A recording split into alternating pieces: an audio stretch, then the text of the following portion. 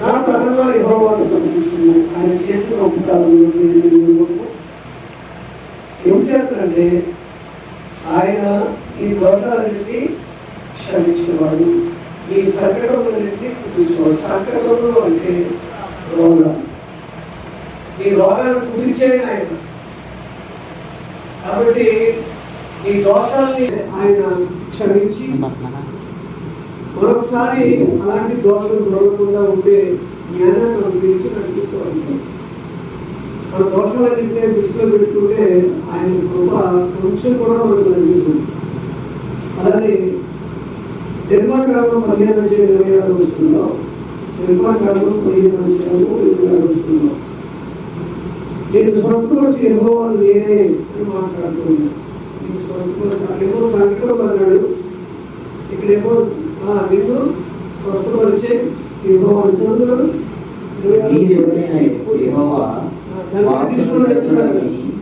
ఆయన దృష్టికి న్యాయమైనది చేసి ఆయన ఆజ్ఞలకు విధేయులై ఆయన కట్టడలన్నిటిని అనుసరించి నడిచిన నేను ఐగుప్తీయులకు కలుగు చేసిన రోగములలో ఏది కానీ నేను స్వస్థపరచు కాబట్టి మన సంకటాలు మన రోగాలు మన జబ్బులు అన్ని కుదిర్చేవాడు ఆయన. నేను స్వస్థపరచు యెహోవాను నేనే అనే మాట, స్వస్థపరచు యెహోవా నేనే అనే మాటకి యెహోవా రఫా అనే పదం ఉపయోగించబడింది హెబ్రీ భాషలో యెహోవా రఫా అనే పదం ఉపయోగించారు. అంటే యెహోవా స్వస్థపరచువాడు అన్నారు. కాబట్టి ఏదైనా మనకు వైద్యులకు సమస్య ఉన్నప్పుడు ఆయన వేడుకున్నట్లయితే, ఆయన ఆడుకున్నట్లయితే సమస్తము సమకూర్చి జరుగుతాడు అనేది వాస్తవమైంది. కాబట్టి సహోదరులారా, స్వస్థత అనేది దేవుడు ఇచ్చే గొప్ప వరం. మన బాడీ చాలా గొప్ప మెకానిజం ఉంది. వాస్తవంగా ఏదైనా చిన్న పెయిన్ వస్తే, చిన్న డిస్టర్బెన్స్ బాడీలో పెడితే హాస్పిటల్కి వెళ్ళిపోతాం. కానీ అంతవరకు వెళ్ళకుండానే బాడీ మన మెకానిజం ద్వారా ఏమంటే స్వస్థపరుచుకునే ఆ పరిస్థితిని దేవుడు మన బాడీలో ఉంచాడు. మన శరీరం చాలా అద్భుతమైంది, ఆశ్చర్యమైంది. తర్వాత ఎక్కువగా మెడికల్ ఫీల్డ్లో ఉన్న వాళ్ళు తెలుస్తుంది. అద్భుతం, ఆశ్చర్యం. అందుకే కదా దావీదు గారు మాట్లాడుతూ, నా తల్లి గారు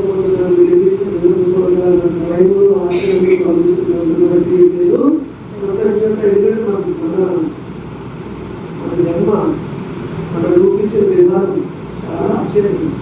ఒక్కొక్క అవయవం అది చేసే పని, అది ఎప్పుడైనా వాయించిన పనులు దాని విలువ తెలుస్తుంది, అంతవరకు దాని విలువ తెలియదు. చాలా మంది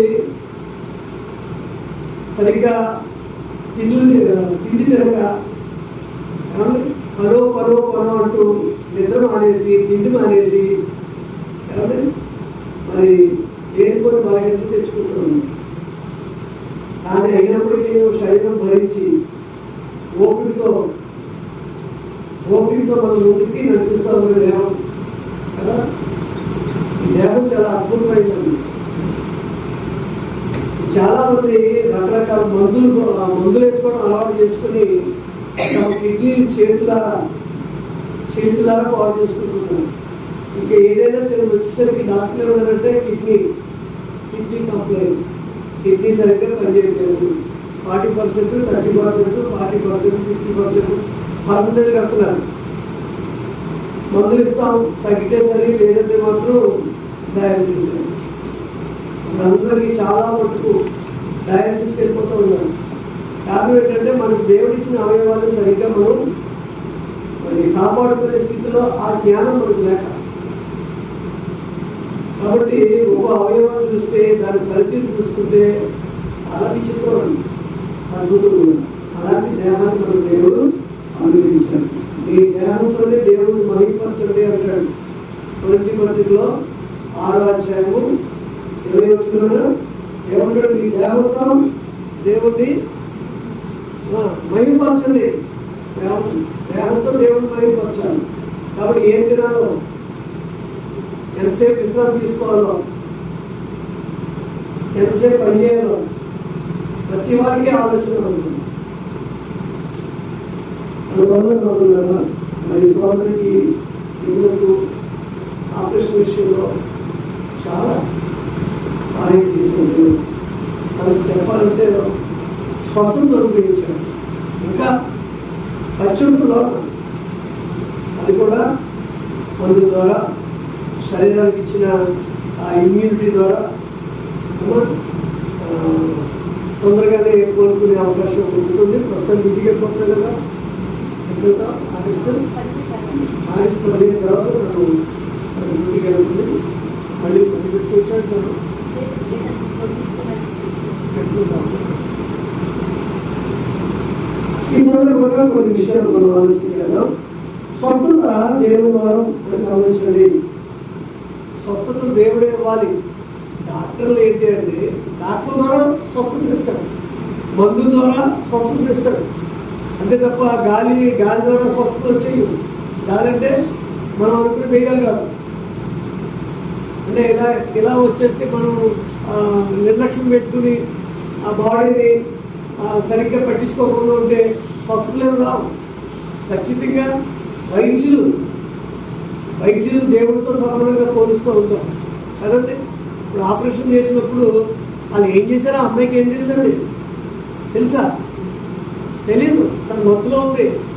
కానీ ఆపరేషన్ చేసిన వాళ్ళు మరి ఎవరన్నా దేవుని స్థానంలో పెట్టుకుని మనం వాళ్ళని గౌరవిస్తాం కదా. వాళ్ళకి అన్నీ తెలుసు.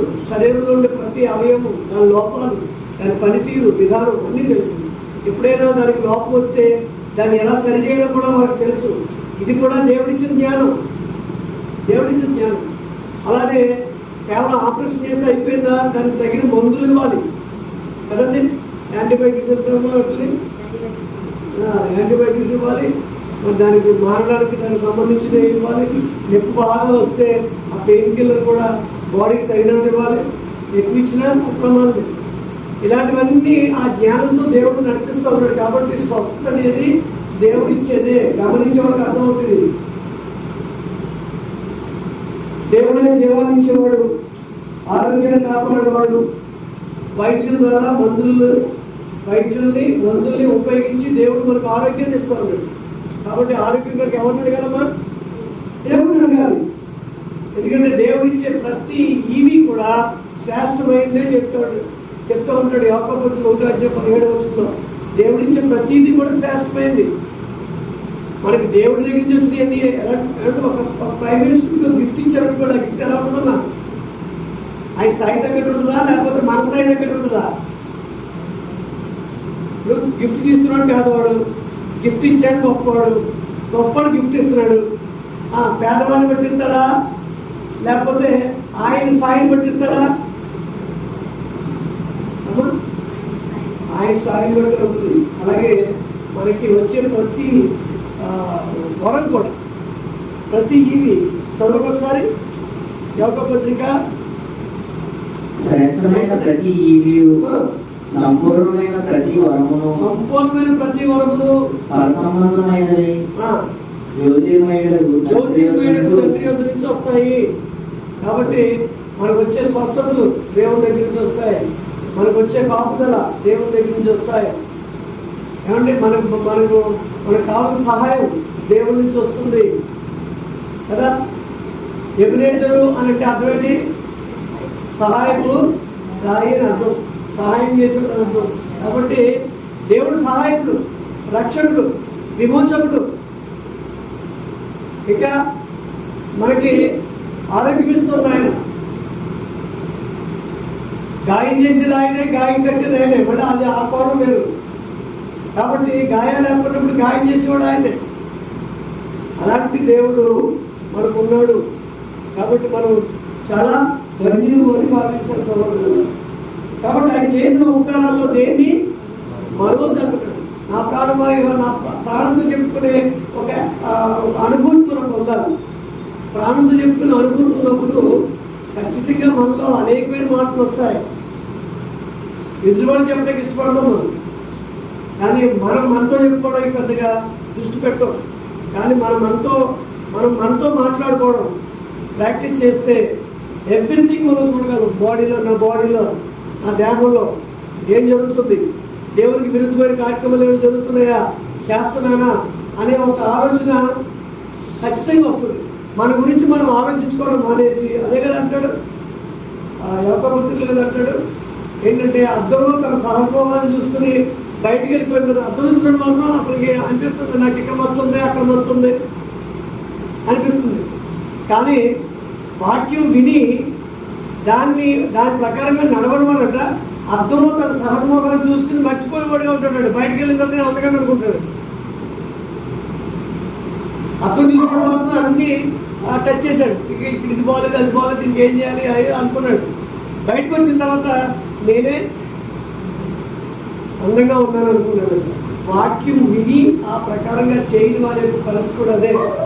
అందుకనే దావీదు ఏది ప్రాక్టీస్ చేశాడు, నా ప్రాణమా నా అంతరంగంలో సమస్తమా ఆయన పరిశుద్ధ నామాన్ని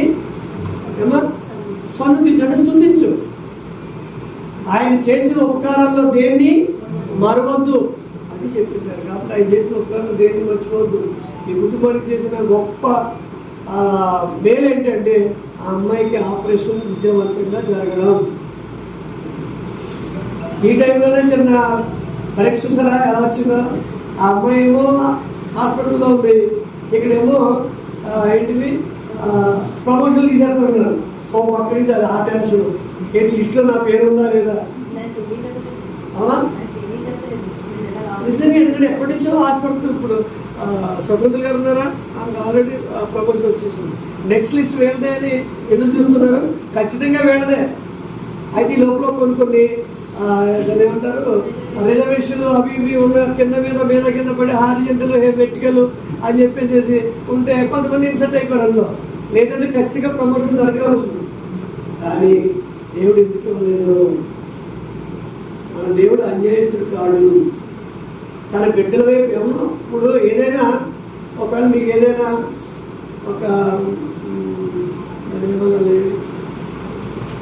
ఒకవేళ ఏదైనా మీకు ఒక మంచి మేలు జరిగిందనుకోండి కుటుంబంలో.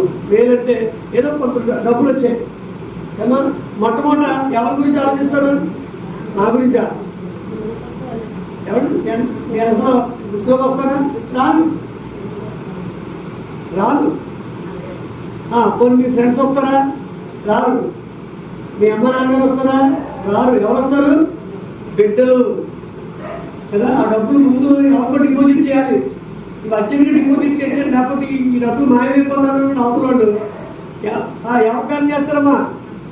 బిడ్డల పేరుతో చేస్తారు కదా. అలాగే మన తండ్రి కూడా తను ఏమి ఇచ్చినా మనకే ఇస్తాడు. అందువల్ల మీకు ప్రమోషన్ ఎందుకు ఆగింది అంటే దాంట్లో ఏదో మేలు ఉంది అది. అందువల్ల ఏమంటే దేవుని ప్రేమించే వారికి అనగా తన సంకల్పం చెప్పిన పిలుపుబడి వారికి మేలు కలుడికై సమస్తములు సమకూడి జరుగుతున్నవి అని ఎరుగుదు. రామభక్తులు చెప్తున్న మాట కదా కదా ఎందుకంటే 27వ వచనంలో. కాబట్టి అన్ని సమకూడి జరుగుతాయమ్మా. నీకు ఆపరేషన్ నిజంగా చెప్పాలంటే అది బయటపడకుండా దాని కొరకు ఇంకా ఏదైనా చిన్న ఇబ్బంది జరిగిందంటే నష్టపోదుగా. కాబట్టి అది కూడా తెలియపరచడం దేవుని యొక్క కృప. అందువల్ల ఇది చేసిన వాడు, ఈ సహాయం చేసిన వాడు ప్రమోషన్ ఎందుకు ఇవ్వడం? ఆయన బిడ్డలకు కాబట్టి ఎవరికి ఇస్తాడు ఆయన అంతే. కాబట్టి ఎట్టి పరిస్థితుల్లో కూడా ఎందుకు ఇవ్వలేదో ఎందుకు ఇవ్వలేదు దాని ఆలోచన వద్దు. నాకు ఇవ్వలేదు అంటే అది నాకు ఇప్పుడు అవసరం లేదు. అది నా దేవుడికే తెలుస్తుంది, మీ ఆఫీసర్ కూడా తెలియదు, దేవుడికే తెలుస్తుంది. అందువల్ల అది కూడా త్వరలో ఇస్తాడు. మరి ఎంతో కష్టపడి ఎంతో వేదనతో చేతులు తక్కువ పని ఎక్కువ. ఇంచుమించు 20 సంవత్సరాలు కూడా చేస్తున్నారండి. 5 సంవత్సరాలు కూడా చేస్తున్నారు కిషోర్ గారు. మరి ప్రభుత్వం స్పందిస్తుంది, కానీ ఖచ్చితంగా ఎలక్షన్ లోపలనే వారికి ఆ కార్యక్రమం జరిగిస్తారు. దేవుడు అలాగా నడిపిస్తారు అంతే. వాళ్ళు చేయకూడదు అనుకున్నా ఆగదు. ఆయన బిడ్డలకు ఇవ్వాలనుకున్నది ఆగదు. అందువల్ల ఆయన కూడా ఆయన ఉద్యోగం ఇట్లా ఖచ్చితంగా దాని కొరకు మేము నిరంతరం ప్రార్థన చేస్తున్నాం. మన ప్రార్థన కోరిక కోసం అందువల్ల దేవుడు చేస్తున్న ప్రతి మేలు మనం గుర్తిరిగి ప్రస్తుతం చేస్తున్న మేలు. ప్రస్తుతం చేస్తున్న మేలు ఏంటి? ఆ అమ్మాయికి ఏమండి ఆపరేషన్ సక్సెస్గా జరగడం, ఇంకా మీ అబ్బాయి 10th క్లాస్ మంచి మార్కులతో పాస్ అవ్వడం, అంతే కదండి. ఇంకా సిరి దేవుని కృపను బట్టి ఏమంటే భౌతికమైన దీవెనలు పొందుకోవడం, ఇవన్నీ మీ ఇంట్లో చేసిన గొప్ప కార్యాలు. కాబట్టి వీటన్నింటినీ తలుచుకుంటూ ఏం చేయాలన్నమాట? ఆయన చేసిన ఉపకారాలన్నీ కూడా తలుచుకుని, ఎక్కడ సమూయేలు గ్రంథం మొదటి గ్రంథంలో 12వ అధ్యాయము 24వ వచనంలో ఏం మాట్లాడుతున్నాడు?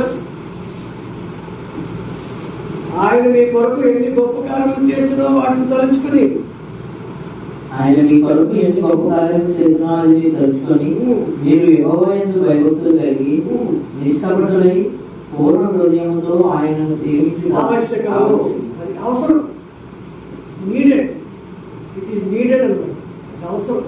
కాబట్టి ఎన్ని గొప్ప కార్యాలు చేశానో ఇప్పుడు ఈ సందర్భంగా మనం కూడా ఆలోచించుకోవచ్చు. నా కుటుంబంలో నా జీవితంలో ఎన్ని గొప్ప కార్యాలు చేశాను. ఆ గొప్ప కార్యాలన్నింటినీ తలుచుకుని ఏం చేయాలి? ఆయన ఎందుకు భయభక్తులు మరింత ఎక్కువ అవ్వాలి. కాబట్టి దేవుడు మనకి స్వస్థతనిచ్చే దేవుడు, కాపాడే దేవుడు, నడిపించే దేవుడు, శాస్త్రమైన ప్రతి ఇవిని మనకు అనుగ్రహిస్తున్న దేవుడు. కాబట్టి ఆయన చేసిన ఉపకారాలు దేనికి మర్చిపోవద్దని మనం చేస్తుంది. ఇక్కడ సందర్భాన్ని గుర్తు చేసుకున్నాం. యేసు ప్రభువు అనేక మంది స్వస్థపరిచారు. ఆయన భూమి మీద తన 30వ ఏటన సువార్త పరిచయం ప్రారంభించారు. 3.5 సంవత్సరాలు ఆ పరిచయం కొనసాగించారు. ఈ 3.5 సంవత్సరాలు ఆయన దేవుని కుమారుడైన క్రీస్తు అని రుజువు చేసుకోవడానికి అనేకమైన అద్భుతాలు, సూచక్రియలు, మహత్కార్యాలు చేశారు. అలాంటి ఒక అద్భుతం చేసిన సందర్భాన్ని జ్ఞాపకం చేసుకున్నాం. లూకా సువార్త 17వ అధ్యాయము 11 నుంచి 19 వచనాలను చదివినట్లయితే, లూకా సువార్త 17వ అధ్యాయము. ఆయన యెరూషలేమునకు ప్రయాణమై పోవచ్చు సమరయ గలిలయ మధ్యగా వెళ్తున్నాడు. ఆయన ఒక గ్రామంలోకి వెళ్తుండగా 10 మంది కుష్ఠరోగులు ఆయనకు ఎదురుగా వచ్చి దూరం నిలిచి, యేసు ప్రభువా మమ్ము కరుణించమని కేకలు వేశారు. ఆయన వారిని చూసి, మీరు వెళ్ళి మిమ్మల్ని యాజకులకు కనపరచుకున్నాడని వారితో చెప్పాడు. వాళ్ళు వెళ్తుండగా పరిశుద్ధులేదు. వారిలో ఒకడు తనకు స్వస్థత కలుగుట చూసి గొప్ప శబ్దంతో దేవుని మహిమపరుచు తిరిగి వచ్చి ఆయనకు కృతజ్ఞతలు చెల్లించు ఆయన పాదముల యొక్క సాగిలపడింది. వాడు సమరయుడు. అందుకు యేసు 10 మంది పరిశుద్ధులై కాగా ఆ 9 ఎక్కడ? ఈ అన్యుడు తప్ప దేవుని మహిమపరచుటకు తిరిగి వచ్చిన వాడు ఎవరినో ఆగపడలేదా అని చెప్పి, నీవు లేచిపోము, నీ విశ్వాసము నిన్ను స్వస్థపరిచినని నీతో చెప్పాను. దేవుని రాజ్యం ఈ 11వ వచనం నుంచి 19వ వచనం వరకు మనం చదివినప్పుడు దీంట్లో కొన్ని సామాజిక అంశాలు కూడా ఆయన చెప్పడం జరిగింది. సామాజిక అంశాలు ఏంటి అంటే, ఆనాడు యూదులు ఒక వర్గమైన వర్గానికి చెందిన వారిగా భావించారు. సమరయులు పాపులుగా భావించారు. ఇక్కడ యెరూషలేమునకు ప్రయాణమై పోవచ్చు సమరయ గలిలయ మధ్యలో వెళ్తుండగా, అసలు ఈ యూదులు ఎవరు? సమరయ పట్టణం నుంచి వెళ్ళాలి. సమరయ పట్టణం నుంచి వెళ్తే గలిలయ నుంచి యెరూషలేము వెళ్ళాలనుకోండి, సమరయ పట్టణం నుంచి వెళ్తే షార్ట్ కట్. అది ఎవరైనా సరే షార్ట్ కట్ లో వెళ్ళిపోయారు, కానీ యూదులు అలా వెళ్ళేవారు కాదు. ఎందుకని? సమరయ పట్టణం నుంచి వెళ్ళాలి, సమరయులు పాపులు, అది మనం అనుకుంటుంది అన్నట్టుగా దూరమైనా కానీ భారమైనా కానీ చుట్టూ తిరిగి వెళ్ళేవారు. కానీ యేసు ప్రభువు దాన్ని రుజువుకోవడానికి జాతిగా ఏదైతే ఉందో దాన్ని అంతరించ చేయాలి. ఆయన చెప్పిన ఉపమానాల్లో కూడా ఈ సమరయుల గురించి చెప్తున్నాడు. ఇప్పుడు కూడా ఆ సమరయుల గురించి చెప్తున్నాడు. 10 మంది కుష్ఠరోగులు ఉన్నారట, దూరంగా నిలబడ్డారు. ఇది ఒక సామాజిక అంశం. ఏంటి అంటే కుష్ఠరోగులు భయంకరంగా ఉన్నారు. ఆ రోగం వచ్చిన వాళ్ళు ఊరు బయట ఉన్నారు. వారికి ఊరు బయట వారికి కొన్ని రూములు కట్టుకుంటారు. ఇలాగే వెళ్ళిన వాళ్ళందరూ కూడా ఈ ఎవరికైనా కుష్ఠరోగం వస్తే అది భయంకరమైన వ్యాధిని శపించబడిన వారిని వారు ఊరికి బయట ఉండేవారు. వాళ్ళు ఉయ్యి వేరు, వాళ్ళ యొక్క అన్ని వేరుగా ఉంటాయి. వాళ్ళ ఊళ్ళో రావడానికి వీల్లేదు. కాబట్టి యేసు ప్రభువుకి దూరంగా నిలబడి అయ్యా మమ్మలను ఏమన్నారన్నా 10 మంది కుష్ఠరోగులు ఆయన ఎదురుగా వచ్చి దూరంగా నుంచి యేసు ప్రభువా మమ్మల్ని కరుణించమని కేకలు వేసి కరుణించుకో అంటే దాని ఆంతరం ఏంటి? మమ్మలను స్వస్థపరచు అనే అర్థం. కాబట్టి కరుణించుకున్నప్పుడు ఆయన వారిని చూసి మీరు వెళ్ళి మిమ్మల్ని యాజకులో కనబరుచుకోండి వారితో చెప్పారు. యాజకులో కనబరుచుకోండి, ఎందుకంటే యాజకుడే డిసైడ్ చేస్తాడు. ఒంటి మీద ఏదైనా మచ్చ వచ్చినా, ఒంటి మీద ఏదైనా పుండు వచ్చినా యాజకుడి దగ్గరికి వెళ్ళి చూపించాలి. యాజకుడు డిసైడ్ చేస్తాడు ఇది ఏ మచ్చ అని. ఇది కుష్టు మచ్చ, ఇంకా మామూలు మచ్చ. మామూలు మచ్చ అయితే అతను కొంత ట్రీట్మెంట్ ఉంటుంది. ఆ ట్రీట్మెంట్ తీసుకుని కొంతకాలం ఆగి మళ్ళీ అతను ఆరాధనలోకి రావచ్చు. ప్రత్యక్ష కూడా అదే మామూలుగా దేవుని మందిరానికి రావచ్చు. కుష్టు వ్యాధి అయితే మాత్రం వెంటనే అతను ఇంకా వేలేసేస్తారు. అతను యూదులు అవ్వండి, ఎవరు ఇంకా లేదు. అలా కుష్టు వచ్చిన ఒక రాజు ఉంటాడు. ఏ పేరు 10 మంది ఇంకా ఒక ఆ రోగం వస్తే ఇంకా అందరినీ కూడా ఒక చోట ఇంక అంటూ లేదనమాట. కాబట్టి ఈ 10 మంది కూడా కేకలు వేసినప్పుడు యేసు ప్రభువు ఏమన్నారు? మీరు వెళ్ళి యాజకులు చూపించుకోండి అంతే. ఇప్పుడు దేని వేసే ఉంది? ఆ స్వస్థత ఆ నమ్మకాన్ని బట్టి వేసాడు. ఏంటి ఏమన్నదండి? స్వస్థపడు కాక అని అనలేదైనా ఏమన్నారు? మీరు వెళ్ళి యాజకులు చూపించుకోండి అన్నప్పుడు మన నమ్ముదల బయలుదేరినప్పుడు ఒక అతను మాత్రం గమనించిన పరిస్థితి ఇక్కడ రాస్తున్నాడు. ఏంటంట? అందరూ గమనించట్లేదు తెలియదు, కానీ ఒకవేళ వెళ్ళి స్వస్థపడిన తర్వాత యాజకులు జీవించుకుని అటు నుంచి అటే ఇంటిపోయారు అన్నమాట. ఒకవేళ వాళ్ళు స్వస్థపరచబడకపోతే యేసు ప్రభువు ఆ మాట ఉపయోగించారు చూడండి. అందుకు యేసు 10 మంది శుద్ధులైన కాదా? సరా ఇక్కడ శుద్ధులైన ఎంతమంది? 10 మంది శుద్ధులయ్యారు, కానీ ఒక్కడే వచ్చారండి. మిగతా 90 కానీ అది అడుగుతున్నాడు. వచ్చినోడు ఎవరు? అంజుడు కదా, సమరయుడు కదా. మీరు సమరయులు అంటే పాపులని ఇంకోటి అని మీరు అంటూ ఉంటారు. కానీ ఎవరికి కృతజ్ఞత ఉంది? సమరయుడికే కృతజ్ఞత ఉంది. అదే అన్నమాట ఇక్కడ చెప్పేది. అంటే ఎవరైతే దేవుని యొక్క మేలు పొందుతున్నారో వాళ్ళు కృతజ్ఞతగా జీవించాలి. అది ఈ సంఘటన బట్టి మనం నేర్చుకునేది. మన జీవితాల్లో కూడా దేవుడు అనేకమైన మేలు చేస్తాము ఏమన్నా. అవి రకరకాలుగా ఉన్నాయి. మనం పిల్లల ఉద్యోగాలు అవ్వచ్చు, పిల్లల చదువులు అవ్వచ్చు ఏమన్నా, లేకపోతే మనం చేస్తున్న వ్యాపారంలో అభివృద్ధి అవ్వచ్చు. ఏది ఏమైనప్పటికీ దేవుడు ఆయా కోణాల్లో ఆయా రీతులుగా ఎవరికి ఏది అవసరమో ఎప్పుడు అవసరమో అవి దేవుడు అనుగ్రహిస్తూ ఉన్నాడు. కాబట్టి అనుగ్రహించిన వాళ్ళు ఏం చేయాలన్నమాట? మీ కొరకు ఆయన ఎన్ని గొప్ప కార్యాలు చేసినా మనం తలుచుకోవాలి. కాబట్టి తలుచుకుని వచ్చిన వాడు ఒక ఆయనే కదండి. 10 మంది చూడండి 16 గొప్ప శబ్దంతో దేవుని మహిమపరచుతూ తిరిగి వచ్చి ఆయన కృతజ్ఞతార్థం చెల్లించు ఆయన పాదముల యొక్క సాగిలపడను. వాడు ఎవడంటే సమరయుడు. కాబట్టి మనం కూడా ఎలా ఉండాలన్నమాట? సమరయుడిలా కృతజ్ఞత కలిగి ఉండాలి. ఇంట్లో దేవుడు చేసిన మేలు తలుచుకుంటూ దేవుడు కృతజ్ఞతగా జీవించాలి అనేది ఈ యొక్క పాఠాన్ని బట్టి మనకు అర్థం సహోదరులు. కాబట్టి మన అందరం ఈ మాట్లాడుకుంటాము. నిజంగా కృతజ్ఞతగా ఉన్నామా? అలా మనకు దేవుడు చేసిన మేలు గుర్తిస్తున్నామా?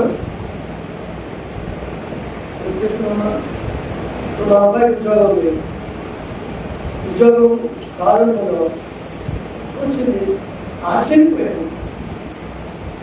చాలా కాలం అంటే మా అబ్బాయికి ఎప్పుడో అక్టోబర్లో వచ్చింది. అక్టోబర్ అంటే 10 నెలలు 2 నెలలు ఇప్పుడు 8 నెలలు. ఎప్పుడు బ్రతుకున్నంతకాలం జ్ఞాపకం ఉంచుకోవాల్సిన పరిస్థితి.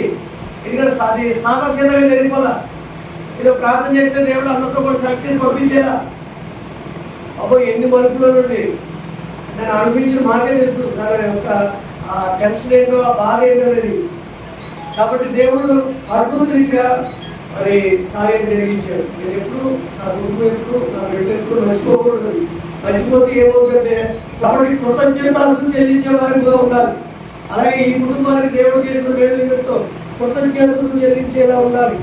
ఏమంటే ఏం చేస్తుందంటే కీర్తన 50వ కీర్తన 23వ చరణాలు మనం చదివినట్లయితే 50 కీర్తన స్తుతియాగము అర్పించువాడు నన్ను మహిమపరుచుతున్నాడు. అదే స్తుతియాగము అర్పించిన వాడు నన్ను మహిమపరుస్తున్నాడు. కృతజ్ఞతలు చెల్లించేవాడు దేవుడిని మహిమపరుస్తూ ఉన్నాడు. దేవుడికి మహిమ ఆయన మన విషయంలో దేవుడు కోరుకునేది ఏం చేస్తున్నామో ఆయన చేసిన మేలుకి మనం ఏదో కష్టపడమని చెప్పడం ఆయన దాని గురించి చెప్పమంటున్నాడు. అదే ఇందాక 105వ కీర్తనలో చదువుకున్నది. 105వ కీర్తనలో చదువుకునేదంటే కిషోర్ గారు యమున వారి బిడ్డలు వాళ్ళకి దేవుడు చేసిన మేలు నిమిత్తం ఎవరు చెప్పారు అమ్మా? దేవుడికి అదే కృతజ్ఞతలు చెల్లించమంటే ఎలాగా? స్తుతియాగం చేయాలి అంటే కృతజ్ఞతలు చెల్లించడానికి దీని గురించి అనేకులకు చెప్పవలసిన. కాబట్టి స్తుతియాగం అర్పించేవాడు నన్ను మహిమపరుచును అని అంటూ ఉన్నాడు. కాబట్టి దేవుడికి మహిమకరంగా కార్యక్రమాలు జరిగించాలి. మహిమకరంగా ఎలాగంటే దేవుడు ఆరోగ్యం ఇచ్చిన తర్వాత ఎవరిని పరిశుద్ధ జీవనాన్ని జీవించాలి.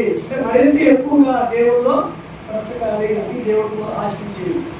తర్వాత దేవుడికి సాక్షిగా ఉండాలి. మీకు తోచినప్పుడల్లా ఇది మత ప్రచారం అని అనుకునే వాళ్ళకి చెప్పండి.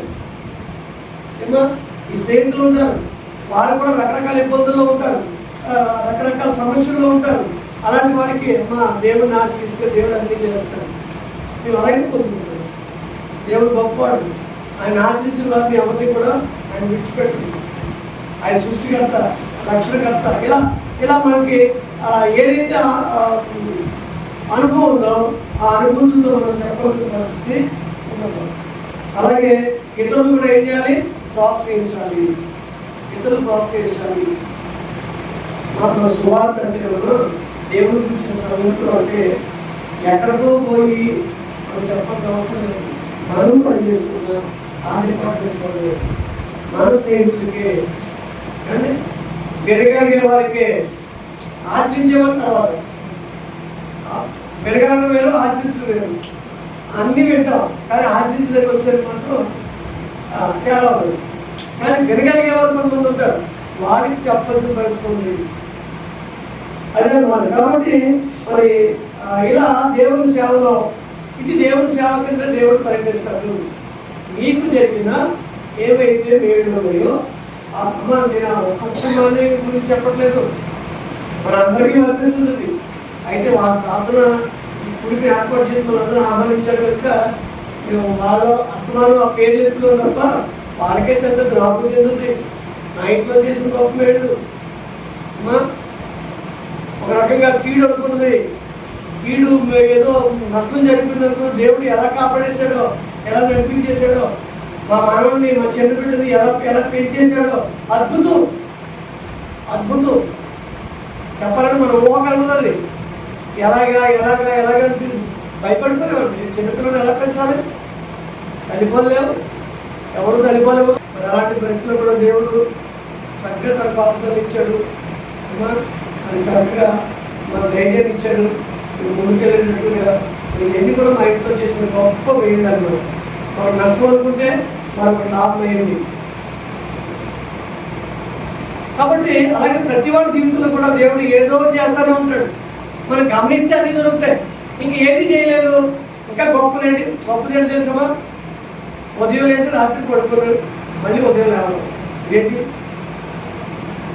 ఆ డబ్బులు ఏమి రాలేదు, మా పిల్లలు ఇంకా ఉద్యోగస్తులుగా ఉండే వాళ్ళ వయసు రాలేదు అనుకోండి, మేమేం కోరుకోవట్లేదు, మేము ప్రార్థన చేయట్లేదు అనుకోండి అసలు. కానీ అయినా దేవుడు ఏం చేయట్లేదా? దేవుడి సెలవు లేకుండా ఆహారం పుచ్చుకుని బ్రతకడం అనేది మనుషునికి అసాధ్యం. రసంగా చెప్తున్న మాట అవన్నీ చూసుకుంటే అందరూ వచ్చేస్తారు ఆ ఇంట్లోకి, అందరూ వచ్చేస్తారు. దేవుని కాపుదల. నిద్రపోతున్నామంటే నిద్రపోయినప్పుడు మనం ఎలా ఉంటున్నా కూడా మనకు తెలియదు, కానీ ఉదయం వేస్తున్నామంటే దేవుని మాత్రమే. అలా మనందరికీ దేవుడు నేను చేస్తున్న సందర్భంగా. కాబట్టి ఒక స్వస్థత తర్వాత మన యొక్క బాధ్యత, దేవుని యొక్క ఆశీర్వాదాలు పొందుకున్న తర్వాత మన బాధ్యత మరింత పెరిగిందని గమనించాలి. పెరగడం అంటే భారంగా అనుకోవద్దు. నీకు జరిగింది అనేకులకు మనం చెప్పడమే. దేవుడు ఉంటే ఇంత ధైర్యం ఉంటుంది, దేవుడు ఉంటే ఇన్ని కార్యాలైనా జరిగిస్తూ ఉంటాడు అన్నట్టుగా.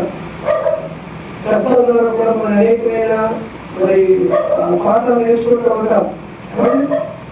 మరి అనారోగ్యం లేకపోతే మనకున్న సమస్యలు ఇవన్నీ కూడా మనకి పాఠాలు నేర్పిస్తూ ఉంటాయి. గుర్తుపెట్టుకోండి, ఇవన్నీ పాఠాలే. ప్రతి అనుభవం ఒక పాఠం. దాని ద్వారా మనం చెప్పాలంటే ఒకలాంటి జ్ఞానం.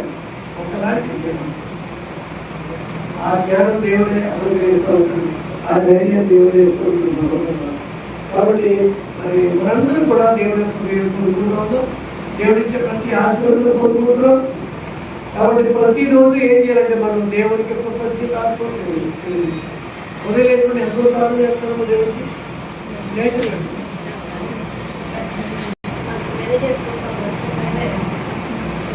పొద్దున్న లేచిన వెంటనే పక్క తెక్కకుండా ఎంతమంది చేస్తున్నారు? Very good.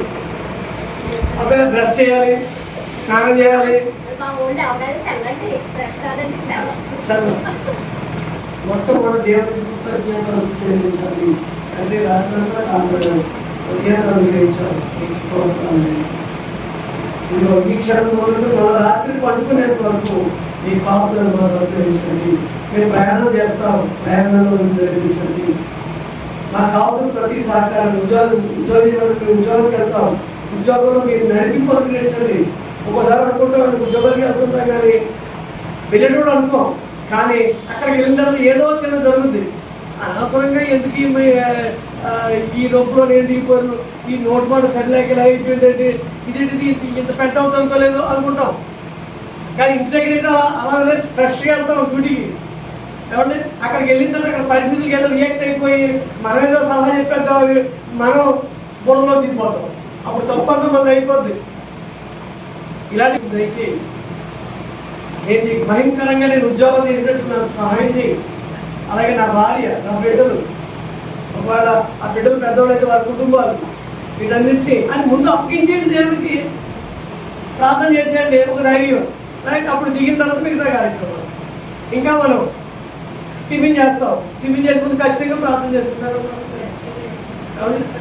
టిఫిన్ చేసే ముందు ప్రార్థన, ఇస్త్రీ చేసాకల్లా, ఆది కాలం ప్రకటన వల్ల చేసాకల్లా.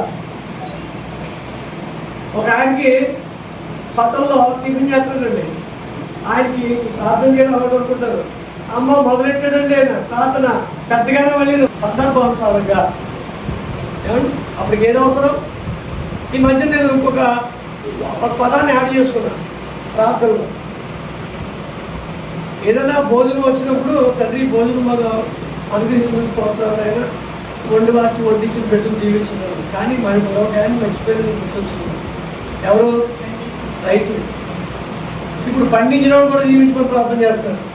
అంతే కదా. మరి ఆయన పండించకపోతే ఇక్కడ ఏది? ఆయన పండిస్తేనే కదా. కాబట్టి ఆ రైతులు కూడా ఆశీర్వదించండి.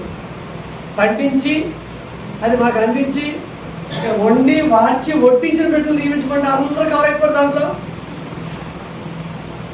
అది విస్తరించే ప్రార్థన చేయక్కర్లా. అలా భోజనం, ఏదైనా పని మీద వెళ్తుంటే ఆ పని, హాస్పిటల్కి వెళ్తుంటే డాక్టర్ కూడా మంచి వైద్యం ఇవ్వాలి. లేకపోతే ఆయన కూడా రాంగ్ ట్రీట్మెంట్ ఇచ్చాడు అనుకోండి, లేకపోతే మళ్ళీ హాస్పిటల్కి వచ్చేస్తారు. అవునా కదా?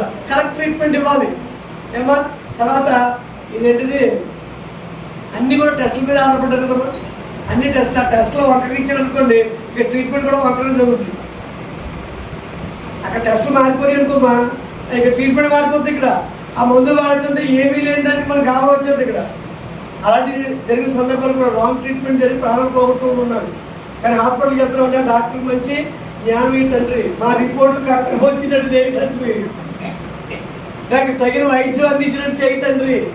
ఇలా హాస్పిటల్కి వెళ్తే ఇది సందర్భానుసారంగా ఇలా ప్రార్థన ఎన్నిసార్లు అవుతామా? ఒక రోజులో ఎన్నిసార్లు దేవుడితో టచ్లో ఉంటాం? 5-6 సార్లు. హాస్పిటల్ కూడా లేకపోయినా, ఉద్యోగం కూడా లేకపోయినా, ఏమంటే ఉదయం లేవడం, టిఫిన్ చేయడం, అది ఖచ్చితంగా జరుగుతుందిగా. టిఫిన్ లేకుండానే కాలక్షేపం చేస్తామా? టిఫిన్ ముందు ప్రార్థన కాబట్టి రెండో ప్రార్థన. అవునా? బయటికి వెళ్తాగా ఏదో పని నిమిత్తం, ఏదో పని అలా సచివలేదు వ్యాపారం, ఏమంటే అలా ఏదో పని నిమిత్తం వెళ్తుంటాం. అది 3వసారి అయింది. మళ్ళీ భోజనం చేస్తాం మధ్యాహ్నం, 4వసారి అయింది. మళ్ళీ రాత్రి భోజనం చేస్తారు, 5వసారి అయింది. మళ్ళీ రాత్రి పడుకుంటారు, 6వసారి. ఏ పని లేకపోయినా 6 సార్లు దేవుడితో టచ్ ఉన్నట్లు లెక్క. కాబట్టి మన జీవితాల్లో దేవుడు చేస్తున్న ప్రతి మేల్ని కూడా గుర్తిరిగి దేవునితో మనం మాట్లాడుకునే పరిస్థితి ప్రార్థన ద్వారా. కాబట్టి కృతజ్ఞతలు చెల్లిస్తూ దేవుడు చేసిన ప్రతి మేల్ని కూడా గుర్తిరిగి మనం ముందుకు వెళ్ళాల్సిన అవసరం. అలాగే మన ఆరోగ్యాన్ని దేవుడికి మహిమకరంగా ఉపయోగించాలి. దేవుడు ఆరోగ్యం ఇస్తున్నాడు. చాలామందికి ఆరోగ్యం లేవు, మనకు ఆరోగ్యం ఇస్తున్నాడు. ఆరోగ్యంలోనే ఏంటి మొత్తం పని అంతా కూడా పొద్దున్న నుంచి సాయంత్రం వరకు ఇంచుమించి ఇంటికి వచ్చేంత వరకు అలిసిపోతారండి. మీరు అర్జెంటుగా రండి, ఇక పలానా చోట ఒకటి మర్చిపోయారన్నారు అనుకోండి, ఏం చేస్తారు? ఇంకా పని మిగిలిపోయిందని మీ ఓనరే ఫోన్ చేయడం అనుకోండి, ఏం చేస్తారు? కానీ ఇక్కడికి వచ్చేసరికి ఏమవుతుంది? అలిసిపోయాం సార్, రాలేదు. మిగతా పనులు అలాగంటలా ప్రార్థన దగ్గరికి వచ్చేసరికి రాలేమంటున్నారు. ఇక్కడ కూడా ఓపిక చేసుకోవాలి. మీకు పొద్దు నుంచి సాయంత్రం వరకు కష్టపడే ఓపిక దేవుడు ఇచ్చాడు. ఇప్పుడు ప్రార్థన ఉంది, వస్తే ఏం పోద్దండి? ఏమండి సత్యబాబు గారు చూసారా? పొద్దున్న సాయంత్రం వరకు ఆయన వ్యాపారం. ఏమండి ఎండ ఈవేళ ఎండ పెద్దగా లేదు, ఉందా? ఏమండి అంత పరిస్థితుల్లో మరి ఉద్యోగానికి వెళ్ళాలి, పనికి వెళ్ళాలి, వ్యాపారానికి వెళ్ళాలి. కానీ ఈవేళ మానేశారు ఆయన. మనందరికంటే ముందు వచ్చారు ఫ్యామిలీలో. ఈ దేవుడు మర్చిపోతాడమ్మా. రక్షింపనేరకున్నట్లు ఆయన చెయ్యి గుర్చ కాలేదు, విననేరకున్నట్లు ఆయన చెవులు మందం కాలేదు. చదువులను జ్ఞానంతో పెంపాడాలని కూడా ఆయన దేవుడు మరి అత్యధికమైన ఆశీర్వాదాలు అందించాలని ఈ ప్రార్థన జ్ఞాపకం చేసుకోవాల్సిన మనం చేస్తూ నేను